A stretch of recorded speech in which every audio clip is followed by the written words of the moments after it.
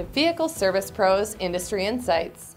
I'm Sarah Shellstrom, publisher of Professional Tool and Equipment News and Professional Distributor magazines. Today, we have an exclusive interview with the Chairman and CEO of Snap-on, Mr. Nick Pinchuk. Recently, our editor David Kolman of sister magazine Fleet Maintenance sat down with Mr. Pinchuk at a trade show to discuss the impact of the technician shortage anticipated in the vehicle service market and what we can do to resolve the issue. Let's hear from an industry leader. There is a shortage of technicians. There's a great skills gap. And I think one of the reasons why it's difficult to find them is we're sort of losing the competition for today's youth.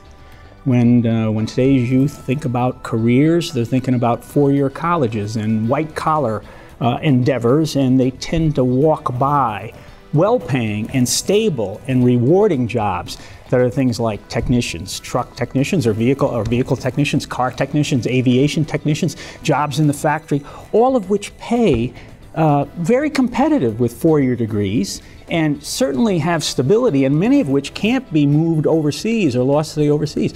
So part of it is we're just losing that competition because I think we have a PR problem. What's more, technical jobs are viewed as a consolation prize compared to other vocations. People view mechanical jobs, technical jobs, those that are trained in two-year schools as sort of a consolation prize versus four-year degrees. Yet, as I said before, they're every bit as rewarding and stable as those four-year degree jobs. So one of the things we need to do as businessmen and educators and government leaders, I think, is turn those jobs from a consolation prize to a national calling. Because America needs that technical workforce. In fact, I foresee no path to a prosperous future for America without an upskilling and expansion of our technical workforce. One solution, says the head of Snap-on, is industry and education joining forces to change the current situation. Part of the way in which we need to change the image problem associated with technical education and expand the workforce, the technical workforce, and enable America is part of upskilling. And part of the players in that is business and business cooperation with education. A good example, I think, in our own case is Snap-on's cooperation with Gateway Technical College in Southeast Wisconsin.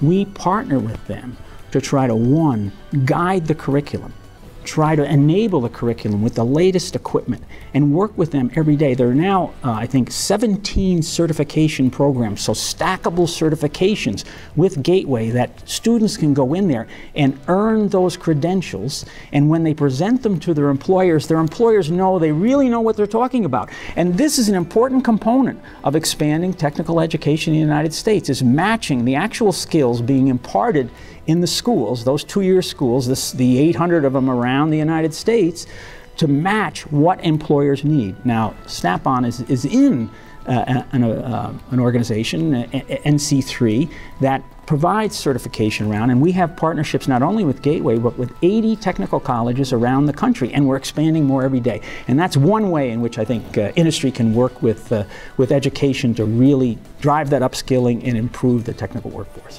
The critical importance of technicians is not well understood, and that, Pinchuk emphasized, must change. In our day, in some ways, America has lost the respect for the dignity of work, and the idea that technicians are a consolation prize is something we need to reverse.